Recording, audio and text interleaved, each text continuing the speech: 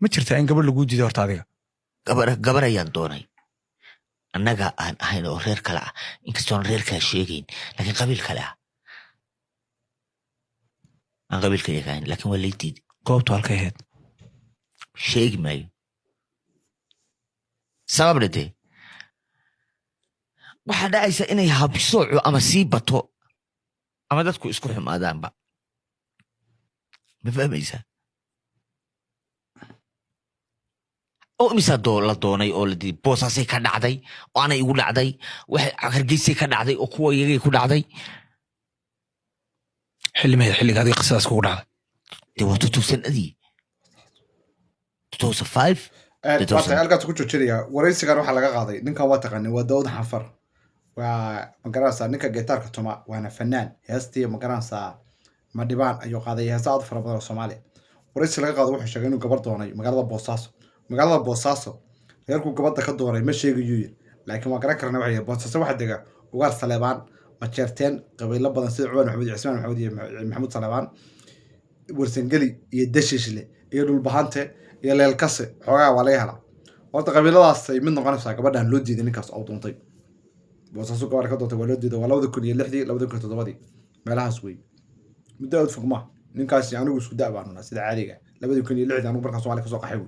Boosaaso waa soo mar dhulka waa soo agmar maad garata beelaha dhulka degan waa inta sanad ku sheegay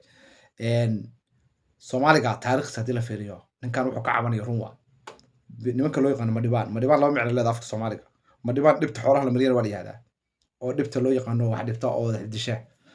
Madibaan kii Madibaan ahaana wayo oo waxba ma dhibo taasna waa noqotaa Sheekh Madibaan waa la yiraahdaa. Soomaaliya 48 degmo lagu tilmaamaa Soomaali weyn oo dhan dhulka degto. Djibouti waa ku jirta dowladda deegaanka tan Kenya waa ku jirta waa 48 degmo dhulka Soomaalidu degto dhan 48 degmo waxa laga helaa reer Gabooyo ah iyo reer Yibra ah oo dadka la yisaw taas hal mid bay tusaysaa dadka farsamada yaqaan dumarka dhalin jiray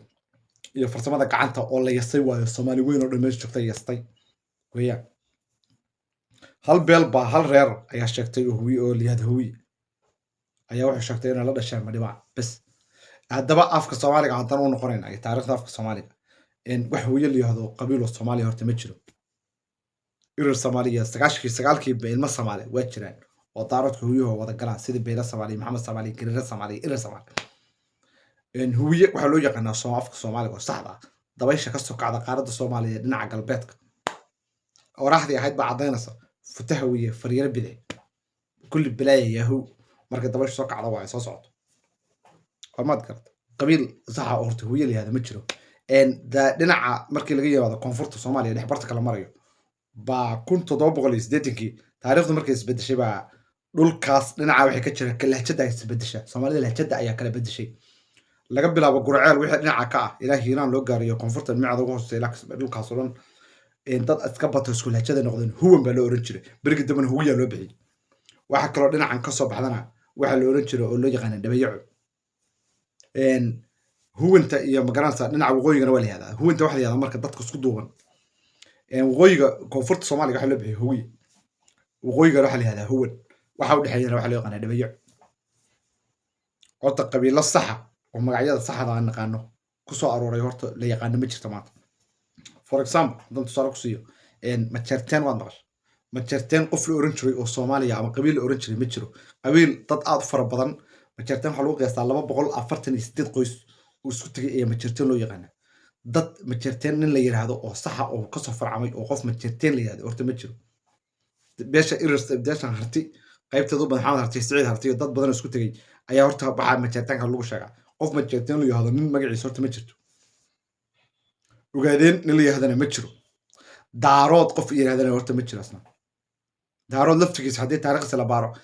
Cabdiraxmaan Sheekh Ismaaciil daar wax noocaas la soo baxaya daarood waa kii daarta oo tay wax meesha xirtay waa nin meel xirtay oo loo kala yaacay warbaad garat marka taariikhda Soomaaliga afka Soomaaliga un baa nagu keegayna meel loo raaco malaha xaqiiqa dadku waa dad xoolo dhaqataa oo ooday oo kala go'ay waqooyi iyo koonfur iyo galbeed iyo bari baa kala go'een lahjadaha iyo waxaas kala samaysteen waa kala go'een waa midoobeen waa wax sax ma ah waa been waxa kaloo la ogaaday yandowto Soomaalidu inay kala lahayn dhiyaanay kala baxsan ودي أنا أقول نوع لو يقان phenotype أما هبل جروب وهل جروب taasoo iyaduna caddaynayso Soomaalidu inay tahay hal group oo sheegtay ma gartay video waa soo koobaya sida saxda qabiilada aan naqaano waa magacyada qabiil kasta intaas oo magacyada buu leeyahay waxa taa ku caddaynaysa magacyada qabiilada Soomaaliga iyo waxa saxda ah loo yaqaan sagaalkii irir Soomaali oo naqaano Soomaalida lagu abtiriyo sida Beela Soomaali Kirir Soomaali Maxamed Soomaali geeb waxaas oo dhan haddana waa ka soo baxda Carab baa ka nimid yahay Maxamed Isxaaq baa jiray Daras Fuucal baa jiray dombere direed baa jirta la sheegada laba oo kala baxay saddex wajiyo badan aan leedahay magacyada Soomaaliga taariikhda Soomaaliga ee samalayaasha ah iyo tan Carbeed wax ka jira mala markaa been waa dadkan midbaanka lagu leeyahay waa dad la yasay oo farsamada lagu yasay qofka Soomaaliga dhaqan buu leeyahay afka Soomaaliga ma aqaani waa ceeb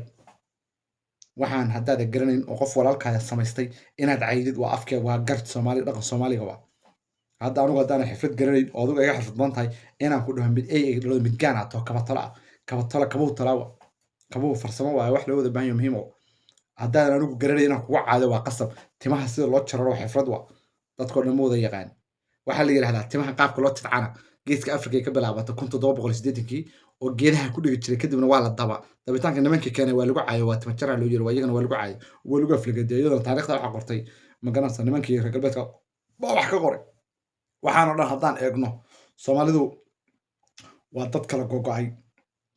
meel sax ah oo loo raaco Soomaali ma jirto haddaad cadinteed hayso meesha laakiin Soomaali meel sax ah oo loo raaco ma jirto anoo cidna hadda target ka dhigayn oo cidna eegin Soomaalidu si u badan yihiin taariikhdan hayno waa fake way wax ka jira male been way wax daarood lahayn ma jirto wax wiil lahayn ma jirto wax magaranaysa daarood iyo hawiye saaq wax lahayn ma jirto been way dad geeska Afrika dego Soomaali qoomiyada way oo kala gogo'ay oo magaranaysa midba qabiil sheegtay kadibna sumad iyo la kala baxay calaamado oo iminka naga waalay oo dadka maskaxda ka qabsaday waa sheeko been way dad digada geel iyo xaarkii xaaranta cuna ayaa sheekada noo qaybiyay aw aadan aw Yuusuf inta odayo dofaara ayaa sheekada sameeyay wax ka jirta male anoo sakariyo Soomaaliya ayaa sheekada maanta waxa leeyahay daaqada ka baxday wax ka jira daaroodii huwiye saaq midna ma jirto bom waa